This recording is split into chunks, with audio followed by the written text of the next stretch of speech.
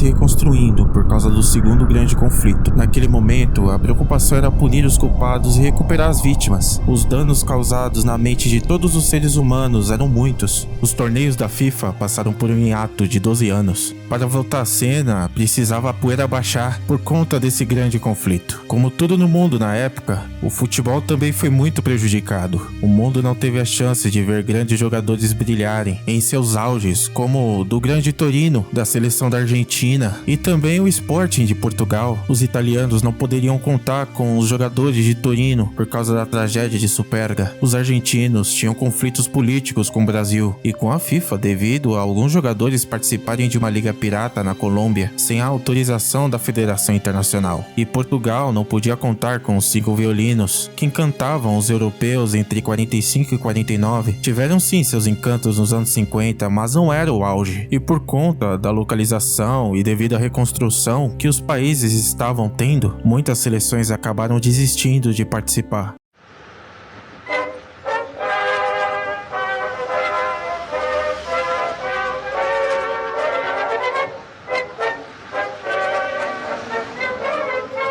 São Luís, a terra do beisebol, mas alguns caras de lá gostavam de outro esporte. Dentre eles, alguns ex-combatentes em que, apesar de verem tantas coisas e sobreviverem, algumas coisas a mais estavam por vir. Frank Borg era líder de uma certa trupe de descendentes italianos de St. Louis. Após o grande conflito mundial, resolveu se aventurar no beisebol, só que logo após se interessou pelo futebol. Junto a Frank Wallace, ou como seus amigos apelidavam de Pee-wee, Charlie Colombo, Gino Pariani e Robert Yanis, formavam uma equipe amadora de St. Louis, praticando a todo momento o futebol. Baseado no filme, Pee-wee, na história, era conhecido como temperamental, mas de grande habilidade. Os selecionados a princípio eram uma mescla de um grupo tático com um grupo improvisado. St. Louis Sympathy Ford era a base da seleção americana. Os jovens citados faziam parte desse time, e podemos dizer que a cidade não é só do beisebol, mas também é do soccer. Tem muitas histórias por lá, principalmente do futebol amador. Simpkins Ford porque era patrocinado pela concessionária Simpkins Ford Auto. Em 1950, derrotaram o Fall River Ponta Delgada por 2-0 no primeiro jogo, e no segundo jogo empataram em 1-1, conquistando o título da National Challenge Cup, hoje a US Open Cup, equivalente à FA Cup ou a Copa do Brasil, como conhecemos aqui. Lamar Hunt US Open Cup é um torneio que tem até hoje, sendo o torneio a nível nacional mais velho das Américas. Jogadores de outros clubes, com destaque ao Philadelphia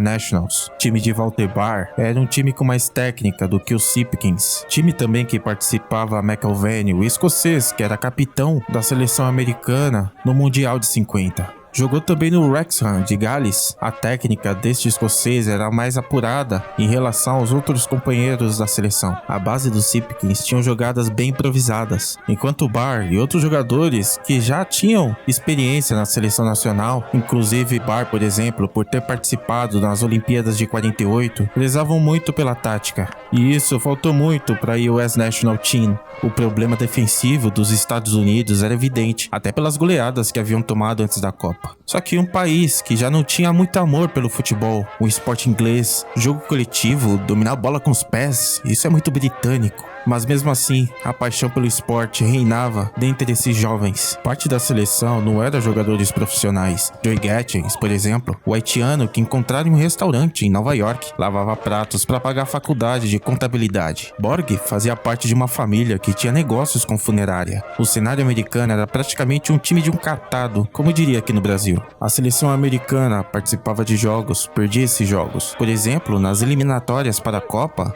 6-0 para o México, um outro 6-2 no jogo de volta, empate 1-1 contra Cuba. Ao menos venceram de 5-2 contra os cubanos no jogo de volta, garantindo assim como a segunda posição a classificação para o Mundial. Muitos pensavam que os americanos iam desistir de viajar. Era só vexame em Copas e, apesar do terceiro lugar em 1930, tomou goleada da Argentina. Na Copa de 34, 7-1 para a Itália. Em 35, 2 amistosos foram marcados contra a Escócia. 5-1 e 4-1 foram os placares a favor dos escoceses. Nas Olimpíadas de 48, os italianos fizeram 9-0 nos Estados Unidos. Jogos marcados em 48, um 11-0 para a Noruega e um 5-0 para a Irlanda do Norte. Em 49, um 4-0 para a Escócia. Qual o motivo para alguém acreditar nesse time? Pois tinham dois motivos: as lideranças de Borg e Barr, homens competitivos que acreditavam no propósito do crescimento na popularidade do soccer. Era um pavor 45 gols sofridos e apenas 3 gols feitos em 7 jogos, e mesmo assim foram para disputa com esse time amador. Barr era professor, Borg motorista de carro funerário e médico durante o segundo grande conflito. Já falei do lavador de pratos. Além de um bando de carteiros, eles tinham um ganha-pão, tanto que Ben McLaughlin não conseguiu a liberação do serviço para disputar a Copa. Alguns dias antes da ida para o Brasil, em jogos marcados tanto contra o Brooklyn como outro contra um selecionado inglês, 3 caras ali na seleção dos Estados Unidos não eram americanos. McLaughlin, escocês, Joey Maka, belga, e Joey Gatkins, do Haiti, tomaram sacode do combinado inglês. Imagina da seleção da Inglaterra. Os ingleses fizeram questão de participar da primeira Copa do Mundo.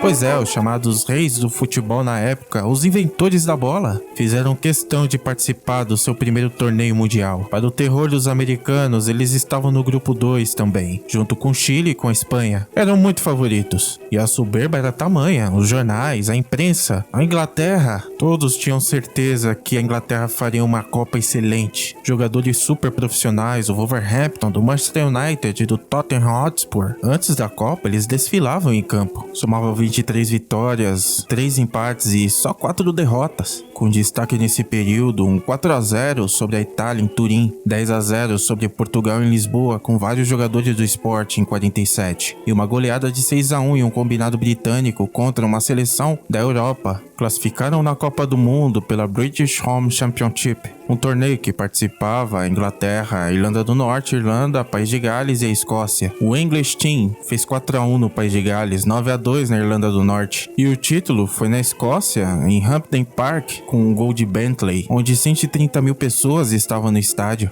A Escócia também tinha um time muito bom, porém, como combinado com os organizadores da Federação Escocesa de Futebol, entre eles lá, decidiram ir para a Copa do Mundo só se eles vencessem o torneio, o que não aconteceu, logo permaneceram na Europa. Quando ambas as seleções chegaram no Brasil, de um lado a confiança em excesso, do outro, uma bravura misturada com uma desconfiança. O primeiro jogo dos ingleses foi contra o Chile, onde os Leões venceram por 2-0. Os Estados Unidos logo de cara perdeu para a Espanha por 3-1.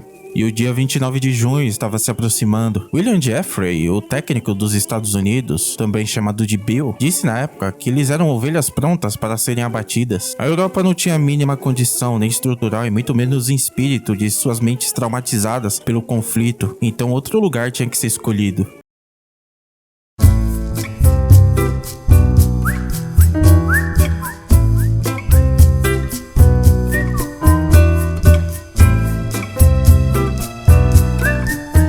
Alguns candidatos a essa Copa foram aparecendo, inclusive candidatos lançados na Copa do Mundo que não rolou em 42. Um deles era o nosso Brasil. Atrasos na construção aconteceram. Qual a novidade? Alguns participantes foram proibidos, como o Japão, outros desistiram, como Turquia, Índia e França. Mesmo diante disso, 6 estádios foram preparados, com suas cidades sedes: Rio de Janeiro, São Paulo, Belo Horizonte, Recife, Porto Alegre e Curitiba. Otacílio Negrão, prefeito de Minas Gerais, em 1947, escolheu terreno para a sede de BH. Em 18 de junho de 50, uma semana antes de ser inaugurado, o time do 7 de setembro testou o gramado, que foi aprovado. O primeiro jogo do estádio, hoje do América Mineiro, foi já da Copa do Mundo, com 3-0 da Iugoslávia contra a Suíça, mas apesar da goleada, o próximo jogo que ficaria para a história.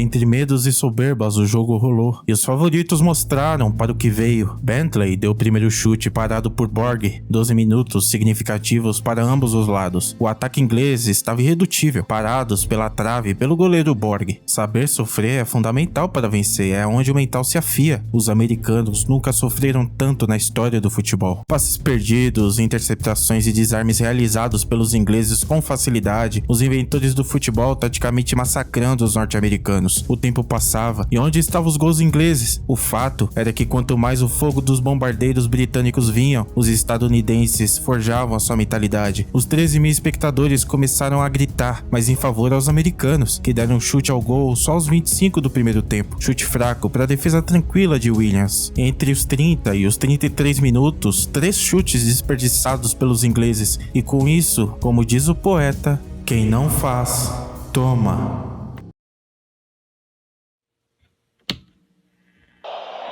"38 minutos do primeiro tempo, McLeverin, capitão dos Estados Unidos, cobrou lateral para Barkley e chutou para a inglesa, onde a bola encontrou Gettis de cabeça! E é gol dos Estados Unidos! 1-0. O estudante de contabilidade haitiano que lavava pratos em um restaurante no Brooklyn, em Nova York, fez um gol clássico dos centroavantes, mergulhando de cabeça para a alegria da torcida brasileira.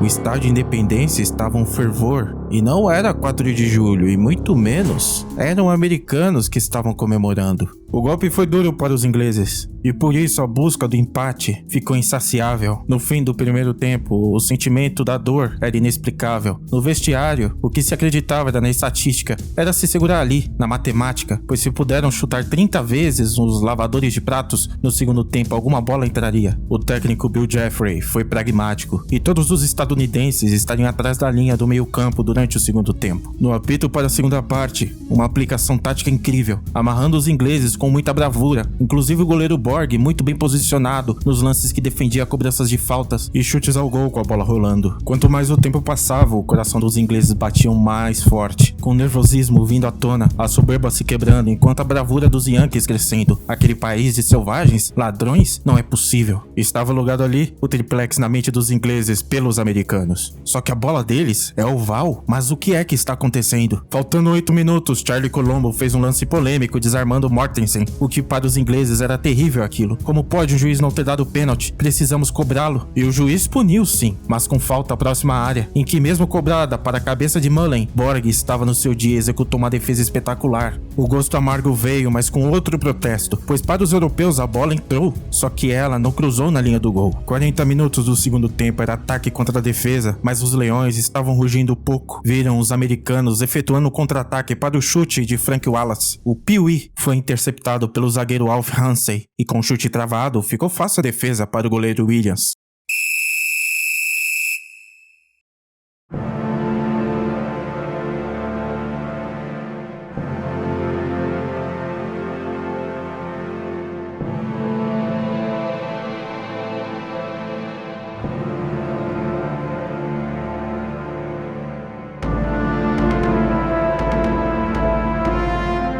Apito final dado, comemorações, invasões no gramado, levantando jogadores americanos, principalmente Gettins, enquanto do outro lado a tristeza misturada com semblante incrédulos, mas com respeito aos rivais. Os mineiros agraciavam os americanos como heróis, e aquele amor foi se agarrando nos corações daquele povo. Amor ao futebol. E estava feito The Miracle, ou The Miracle on Grass, como é chamado por alguns, a maior zebra da história do futebol. E se iniciava o maior erro da história dos Estados Unidos com o soccer. Não deram valor, o carinho ficou no Brasil, com os brasileiros, essa equipe pouco falada, muito esquecida, e esse pecado é pago até hoje, mas tudo tem o seu tempo.